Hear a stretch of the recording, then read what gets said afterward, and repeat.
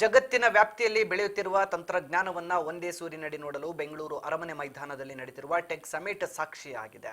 27ನೇ ಆವೃತ್ತಿಯ Bengaluru tech summit 2ನೇ ದಿನಕ್ಕೆ ಕಾಲಿಟ್ಟಿದ್ದು ಹೊಸ ತಂತ್ರಜ್ಞಾನದ ಆವಿಷ್ಕಾರ ನೋಡಲು ಜನಸಾಗರವೇ ಹರಿದಿತ್ತು.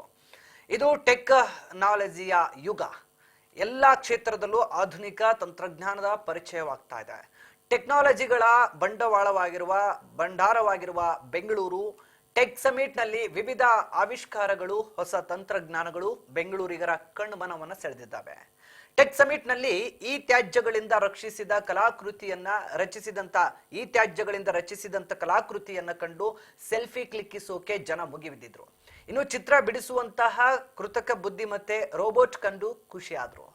ಇನ್ನು ಸೆನ್ಸರ್ ಆಧಾರಿತ 3D ಕನ್ನಡದಲ್ಲಿ ನಿಂತಲ್ಲೇ ವಿದೇಶ ಸುತ್ತುವ ಸಿಲಿಕಾನ್ ಸಿಟಿ ಜನರ ಆ ಒಂದು ಆವಿಷ್ಕಾರ ಕೂಡ ಜನಮನ ಸೆಳೆಯಿತು. ಭಾರತದಲ್ಲಿ ಬಾಯಿಯ ಕ್ಯಾನ್ಸರ್ ತುಂಬಾ ಸಾಮಾನ್ಯ ಆಗಿದೆ. ಭಾರತದಲ್ಲಿ ಪ್ರತಿ ವರ್ಷ ಸುಮಾರು 80,000 ಜನರು ಬಾಯಿಯ ಕ್ಯಾನ್ಸರ್ನಿಂದ ಸಾಯ್ತಾ ಇದ್ದಾರೆ.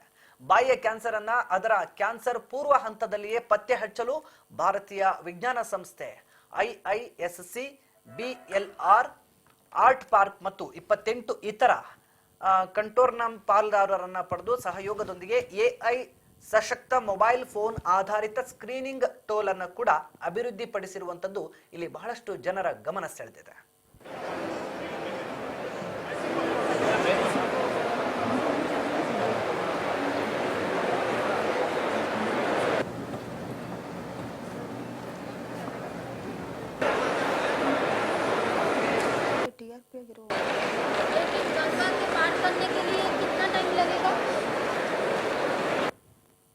ಸುಮಾರು ಇನಿಷಿಯೇಟಿವ್ಸ್ಗಳು ಇದ್ದಾವೆ.